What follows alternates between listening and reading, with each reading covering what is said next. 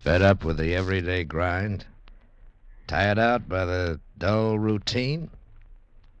You want to get away from it all? We offer you Escape. Escape, designed to free you from the four walls of today for a half hour of high adventure. You are crouched in the middle of an immense hurricane. Houses, animals, trees sweeping past you. And you suddenly realize that you've tampered with the universe, that you're bringing about the destruction of the world.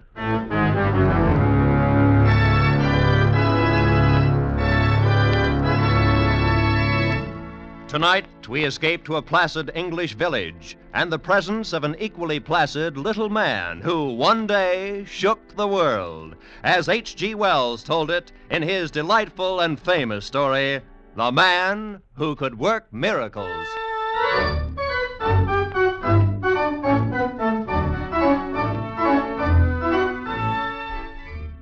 Now, I might say right in the beginning that I ain't the kind of chap who has a naturally argumentative disposition, meaning the kind who's always engaging in hostile discussions with perfect strangers.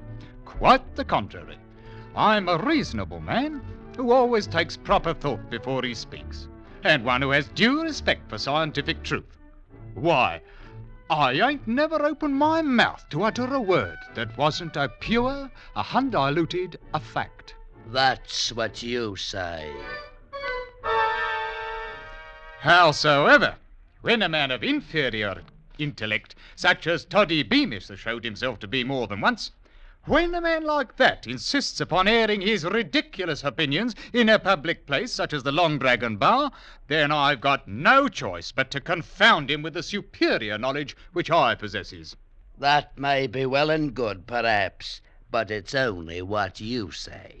On the contrary, Mr. Beamish, the statements which I have just made are such as might come from any intelligent human being with a true knowledge of scientific principle, which same can't be said for some of us here at this bar. So you say. That's right, so I say, and if you can't contribute nothing but the same three words to this discussion, I will thank you to admit that you're defeated and shut your mouth. Well, now, Mr. Fotheringay. Easy, lads. I appeal to you, Easy Constable. does it. I appeal to you, Constable, when I'm only trying to enlighten the man from the bog of ignorance he's a-floundering in.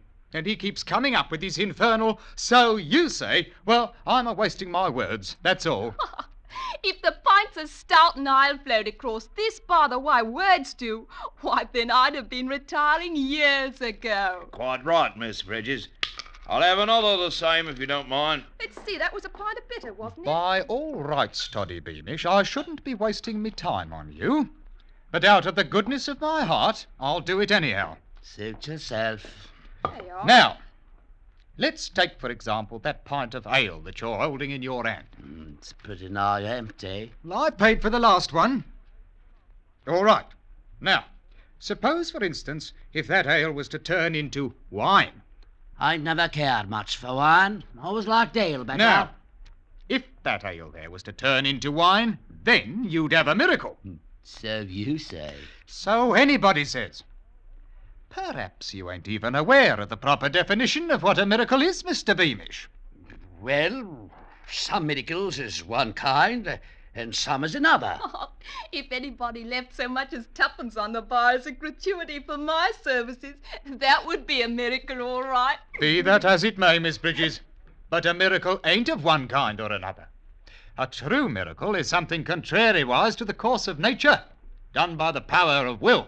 So you say. Something what couldn't happen without being specially willed to happen.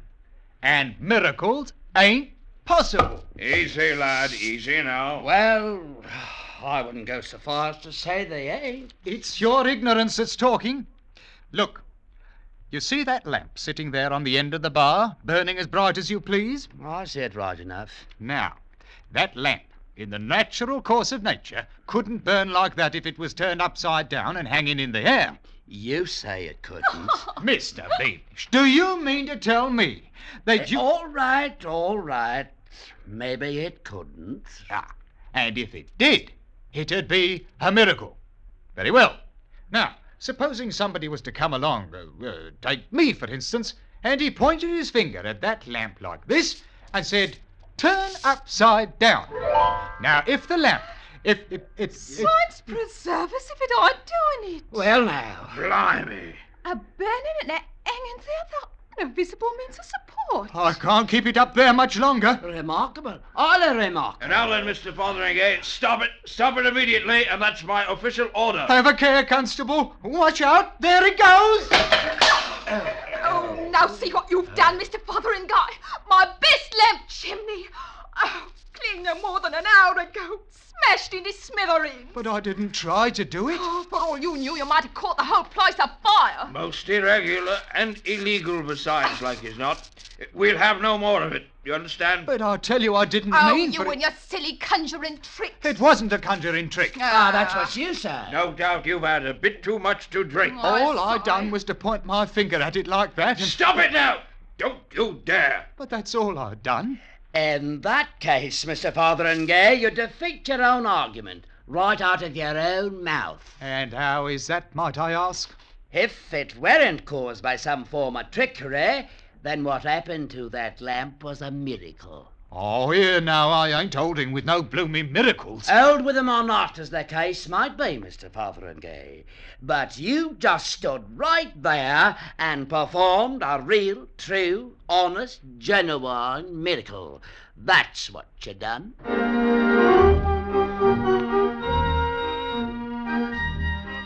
It wasn't a matter of being asked to leave the Long Dragon, you understand.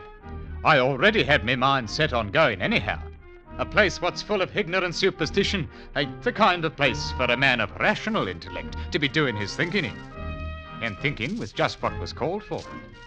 On the one hand, I weren't ready to swallow no miracle theory, but on the other hand, I wasn't able to recollect no scientific principle what might account for that which had happened. As you might say, the question had dissolved itself into a dilemma. Oh, my landlady, Mrs. Tetherington, was sitting up in the parlour when I come in. Good evening, Mr. Fotheringay. But I can't recall saying anything to her. Well, very well, Mr. Fotheringay. I went straight to my own room, closed my door, lit the candle, and then I sat there on the edge of my bed, grappling with the problem in heroic fashion and trying to puzzle out the ultimate solution. It weren't no easy thing to do. It couldn't have happened, but it had happened, which ain't logic no matter how you look at it. Why, it'd be the same situation if I was to point my finger at that candle there and say, "Be raised up in the air," and it was to... Ooh, blimey! Hanging there like a blooming firefly. But it's contrariwise to the... Whoop, there it goes! Oh, black as your hat. Now, where in the tarnation did that confounded thing get to? Huh? At any rate, there should be some matches around here somewhere. Oh, I say, maybe I could... Let there be a match in me hand. Well, now, just like that. Oh, a safety match. A lot of blooming good that's going to... half a mo now. Maybe I don't need no match. Maybe I could... Candle, wherever you are, be lighted. Oh, here now, not in the middle of my bed. Oh, no, we'll not be having any of that now. Well, come in, it ain't locked. Mr. Fotheringay, might I inquire what's coming off up here? You might inquire, and to blazes with you. Can't you recognise a man who's got his hands full of trouble? Troubles indeed. I'll have you understand. Mr. Fotheringay, why is smoke coming out of that bed? Because it caught on fire, that's why. Oh, me wool comforter with a Noel band in it, and taking lighted candles to bed with you. I am not taking no candles anywhere, and I will thank you to leave me the privacy of my own bedchamber. Well, I never. You have been drinking. On the contrary, I have been cogitating upon matters of science, which is far beyond the range of your feeble intellect. With all the money I have to spend on candles. I'll have you know that if any candles are going to be tossed around loose like in this house, I'll do the tossing. Mrs. Tetherington, I might remind you that good, steady lodgers, such as a man like myself, ain't so easy to come by nowadays. With which I will bill you a respectable, a good a night. Well, I've never been so insulted in all my life, and you can rest assured you haven't heard the last of this. Old vulture. Don't know who she's talking to. Me? A bloke what's only got to point his finger and say, be, and it is. Blimey, if I ain't suddenly got the power to perform miracles. Real, genuine miracles. Like as not, the result of my long devotion to the true principles of science.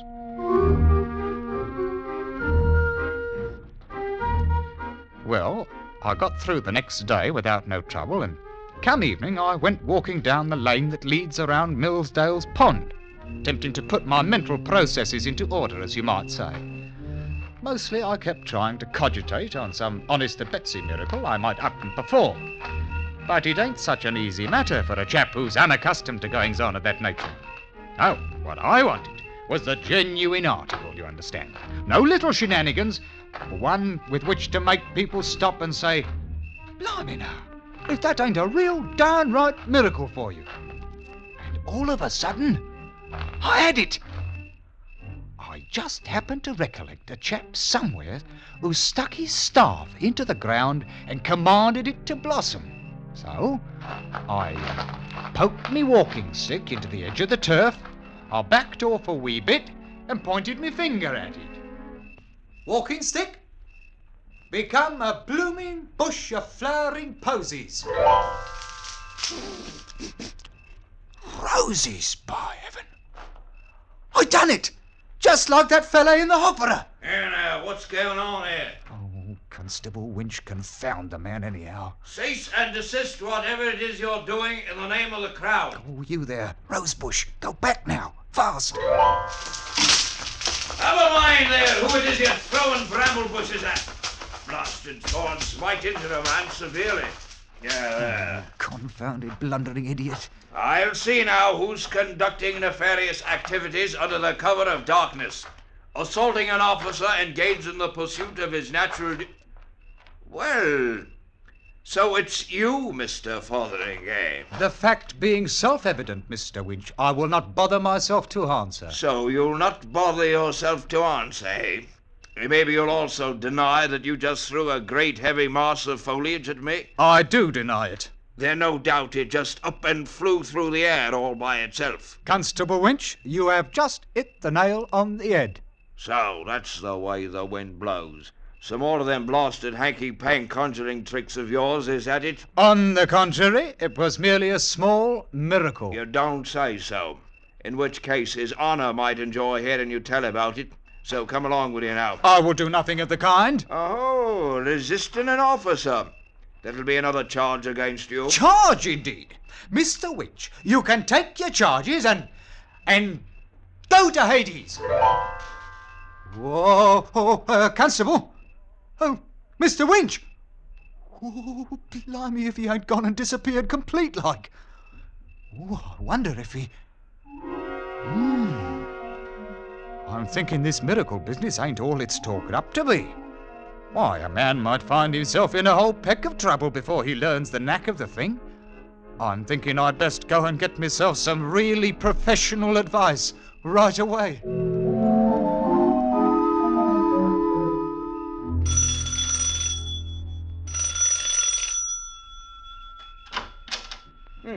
Good evening to you, brother. A very pleasant evening to you. And the same to you with many of them, Mr. Maydig. That is, your reverendship. Oh, no formality now, none at all, no. Just call me Mr. Maydig. Well, now, thank you kindly, your Maydig ship. Won't you step inside? Much obliged to you, Mr. Reverendship. Just follow me now. This way, Mr. I can't say that I caught the name. Fotheringay. George W. Fotheringay. Ah, yes. Not from my parish. Well, yes. I attended services last Christmas. Indeed? Well, so many people did last Christmas. Well, here we are, Mr. Fotheringay. Take a chair. It's Fotheringay. Nice diggings you've got here. Oh, adequate, Mr. Motheringay. Adequate for my simple wants. Now just feel entirely free to lay your burdens upon my shoulders. Well, the fact is, the matter which I come here to talk about might be considered of a somewhat delicate nature. Oh? Well, think nothing of it. Please, feel free to speak, speak freely. My housekeeper retires very early. Oh no, Your Reverendship, it's nothing like that. Oh. Then, what? The subject about which I'm inquiring is miracles. Miracles? Yes, indeed, miracles. Any special kind of miracles? Oh, yes. The kind which I perform myself. Oh, which you perform I see. And what sort of miracles do you perform? Well, for one thing, I have just finished sending Constable Winch to Hades. Hades? Indeed. Oh, that's very interesting. Of course, when I realized what had happened, I had him transferred to San Francisco. Wherever that is. Oh, I'm sure he'll like San Francisco much better. You don't believe me. I can't say that I blame you none either. Well, after all, Mr. Dotheringay... It's Fotheringay. Well, very well. There ain't nothing else to do but for me to go up and perform a few miracles before we go any farther. Well, that's very interesting, I'm sure. Now, you just take that jar of tobacco there on the table, for instance. Suppose I just point my finger at it, like this, and... become a bowl of violets. Yes, indeed, it's very You see, it ain't no tobacco jar no more. It's a bowl of violets. Well, God blimey. I mean, so it is. Of course, it ain't nothing very spectacular, Your Reverendship, but it is the sort of a miracle a man can pass without tangling himself up in a mass of trouble. Extraordinary. Very... well, extraordinary. You can see for yourself they're real violets. Indeed. Yes, indeed. Now, take this, for example. Become a bowl of fish. Ooh. No, not that kind. Live fish in a goldfish bowl, swimming around. Now.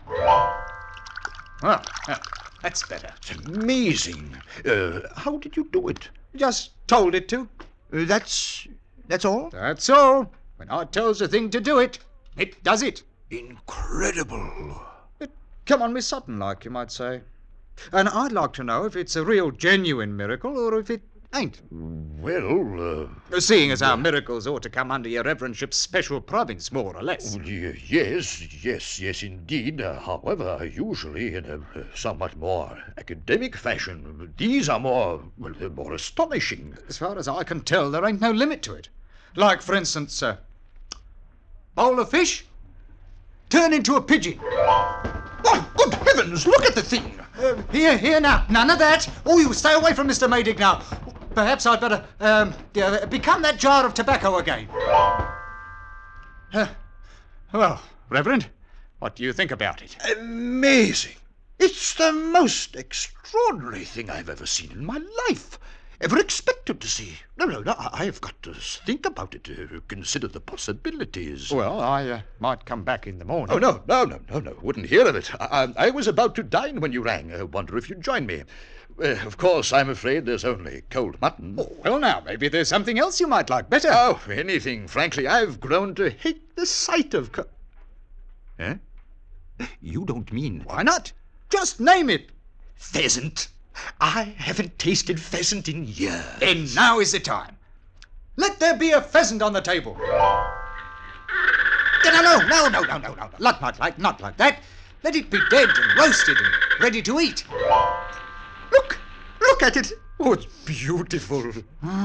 Smells good, too. Maybe we'd best Let there be 2 pheasants. And truffles. Yeah, and truffles. Maybe some oysters. 2 dozen oysters. You better make it 3 dozen. And some cheddar. Oh, we must have some cheddar. Yeah, a pound of cheddar. And what to drink, Your Reverence?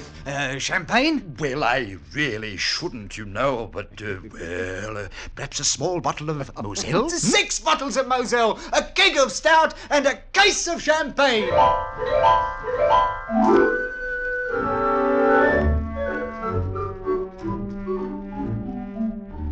There wasn't no mistake about it.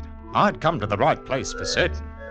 Once Mr. Maydig got over his first astonishment, he turned out full of ideas for brand new miracles. Things even I might never have thought of, like as not. Well, we polished off that meal in no time at all. As easy as a cat frying eggs. And an hour later, we was out walking in the dark streets of the village, turning out miraculous jobs so fast, I fairly wore out my finger a-pointing with it. I couldn't begin to tell you all the wonderful things we did in a couple of hours. Installed a new railway line, drained Flinders Swamp, turned it into a meadow, cured the vicar's warts, paved all the roads, eliminated taxation, reformed the Lord Mayor, and made all the girls in the village beautiful. These weren't none of your halfpenny miracles. All of these were big. And we went right on turning them out, one every 2 minutes, just as regular as clockwork. By midnight, we passed clean through the village and were walking along the lane by Millsdale's Pond, fairly tired out by all that thinking and pointing and performing of miracles. Mr. Fotheringay, I've just thought of another one. Indeed? And what might it be? The village clock. There in the steeple. Listen to it. It's terrible. True enough. It ain't got a very melodious sound to it. Then let's give them a good clock, eh? A great, rich, booming one. All right, Mr. Maydig. Let that there clock become a genuine London-style cathedral clock.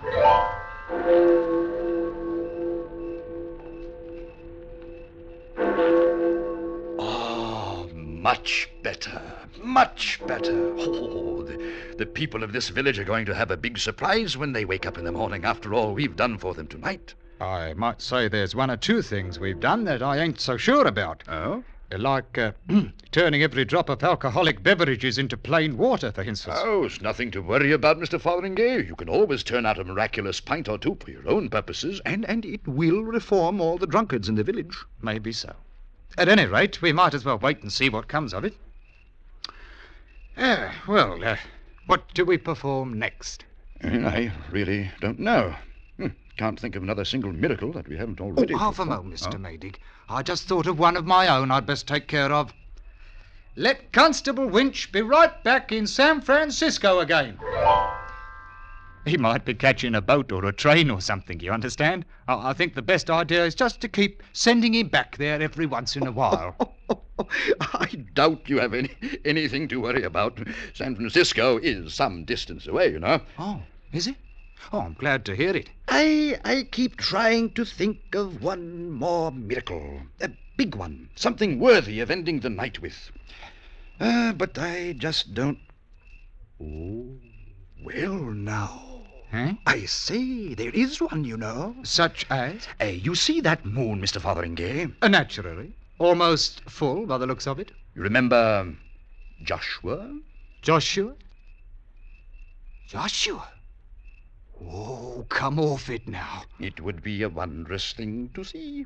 Well, now, that's a pretty tall order, making the moon stand still. Oh, well, actually, it only appears to stand still. What really happens is that the Earth stops rotating. You don't have to inform me about scientific principles of which I'm already familiar, Mr. Maydig. Howsoever, I think we'd best not go monkeying around with the universe. Well, you probably don't have the power to do it anyway. It's really a superior class of miracle, you know. I got the power all right, but I ain't so sure it's a good idea. I could do it if I wanted to. Oh, of course you could. Well, perhaps we'd better get along home. Half a mo now. I I might just leave it stopped for a little while. Oh, if you could stop it at all. Oh, well now, if that's the way you feel, you just take a look at this. The old blinking world. Stop rotating. Oh, here now. What's all this? I didn't order no wind. Fotheringay, what have you done? I don't rightly know. Look out. Things is starting to blow loose. Oh, you confounded, blundering idiot. Duck your head. Here comes a cow through the air. Oh, missed. You better lie down in the ditch before it gets blown away. Oh, it's getting worse all the time. Well, I can't seem to pull my wits together. Oh, I got it. When the Earth stopped rotating, everything on the surface kept right on moving. 500-600 miles an hour. Houses, cows, the wind, everything. It's a scientific principle. A lot of good that does. Stop it, man. Stop it. Do something. Do... Oh, Mr. Maydig. Oh, Mr. Maydig. Oh, blimey if he ain't blown clean away. Gone. Oh, now I got myself in a fine kettle of fish for certain. Only there weren't so much confusion, maybe I could... Oh, I say now. That's it. It's the only answer. All right now. Let nothing happen until I say the word go. And when I do, let everything go back exactly like it was just before I turned that blooming lamp upside down in the Long Dragon bar. And at the same time, let me loose this here miraculous power complete like. Forget all about it. Have you got it now? Everything just as it were? No more miracles, and let me forget the old thing. All right then. Ready? Go!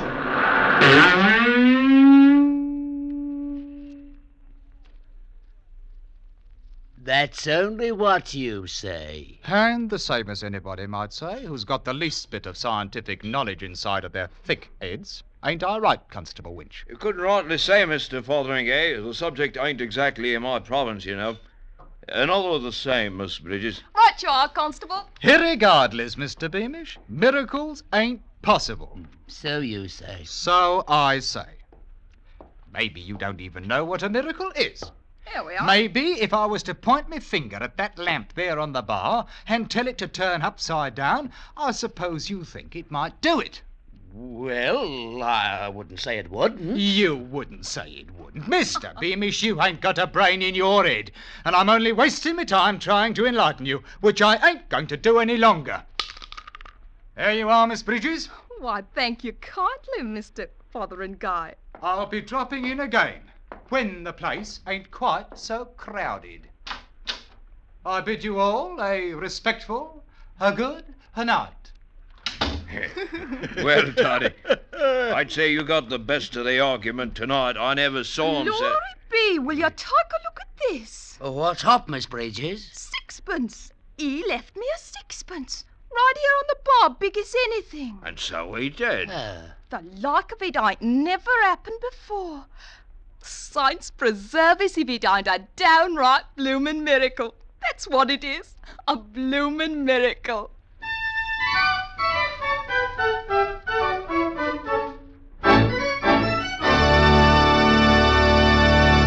Escape is produced and directed by Norman MacDonald.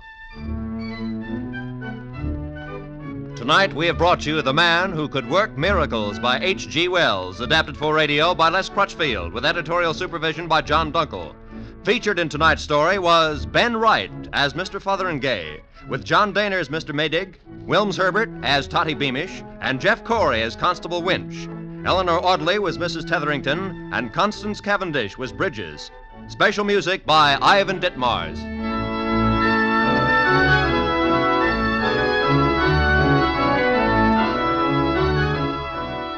With tonight's program, we bring to a close the present series of the world's best stories of high adventure by the world's greatest authors, presented as Escape.